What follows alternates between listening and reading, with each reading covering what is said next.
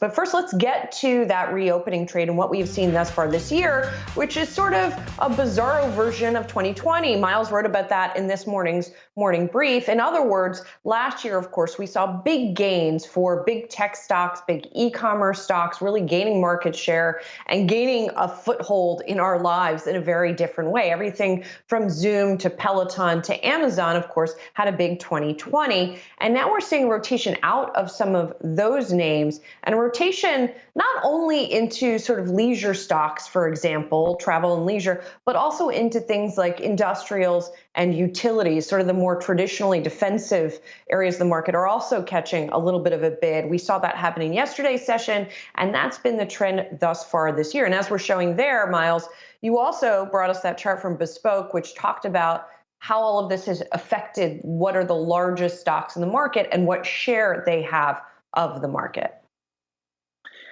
Yeah, I mean, I think, we've talked about the rotation trade.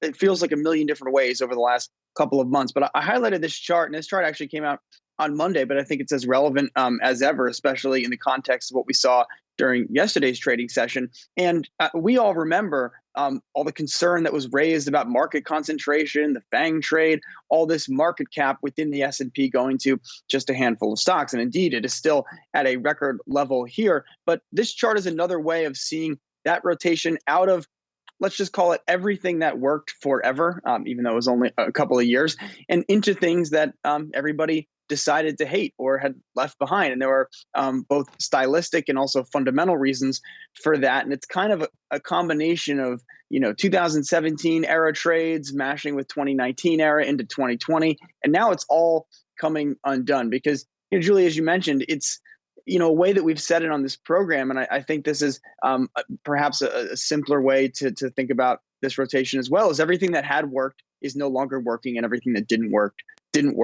now does work. And, in the last 6 months, we've seen a huge rally in small caps. We've seen financials, have their best period in quite some time, and kind of ignored is that, big cap tech stocks, Amazon, Facebook, Alphabet, these stocks are flat over the last handful of months, even down a little bit, depending on exactly where you draw the line from, whether it's 3 months or 6 months. And that's been a stealth laggard, I think, as far as I can see within the market. We're so conditioned to talk about what's happening with big cap tech, what's happening with the FANG names, that now we're seeing just a period of those names kind of doing nothing. Last year, obviously, they were the stars of the show, as you can see here, and that's kind of all reversed this year. And, another point as well, Brian Sozzi, and I know you flagged this morning, we're also seeing some stealth bear markets, let's call them what they are. And I know Jared Blicker hates to say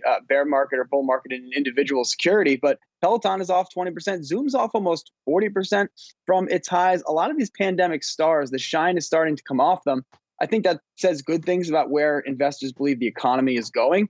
But it is a big reversal. And, there's been so much momentum behind some of those names. It'll be interesting to see how quickly this kind of resolves itself, because someone bought Zoom at $520 a share, and now they're holding that bag.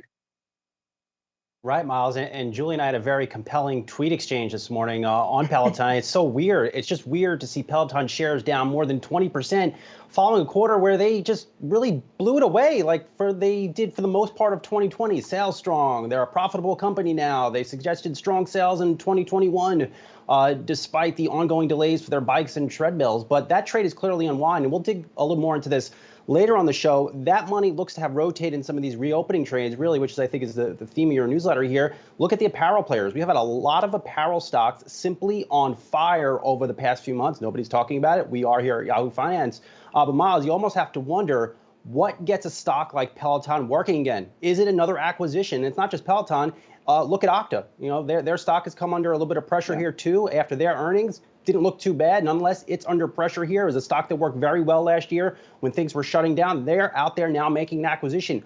What quiets the street's concerns about very slowing growth in some of these stocks in 2021? Unclear right now, Myles. If I could just quickly say, Brian, maybe it doesn't happen in 2021. Maybe these guys just drift for a while, and then the growth starts to look more impressive once we lap 2021. I mean, people are going to keep buying Pelotons, right? They're not going to buy them at the same rate, but they're going to keep buying Pelotons. And maybe Peloton will also sort of figure out its manufacturing issues. So for some of these companies, I wonder from a stock perspective, if 2021 just ends up being a water treading year, right? And then as we move past that and these companies' growth starts to look more impressive again on a relative basis, that's when they pick back up. No, then that's a great point, Julian. And effectively, what you have is dead money trades in formerly high-flying stocks for the first part of the year until the street gets comfortable. What growth can look like as people get out there vaccinated and we get a return to growth. And I think to that point, in some ways, those specific names kind of remind you of 2017 style crypto, right? It could be several years of dead money. I mean, the stocks were up 8, 10, 15x in some cases. It can take a long time to work off that sort of pull forward of how the business actually performs. And so I don't think that it's incompatible to say that Peloton continues to be the exercise equipment of choice in the US for a certain kind of consumer. Their business does amazingly well, and the stock may also do nothing over a several-year period in which the business improves. I think that's something we should certainly keep an open mind to, and I don't think those ideas are necessarily in tension. Just quickly before we move on here, talking about the mechanics of some of these trades, we've talked a lot about ARK Invest, ARK K, Cathie Wood's suite of funds, still under pressure there. Most of the components within all of those ETFs have been under considerable pressure in the last handful of trading sessions.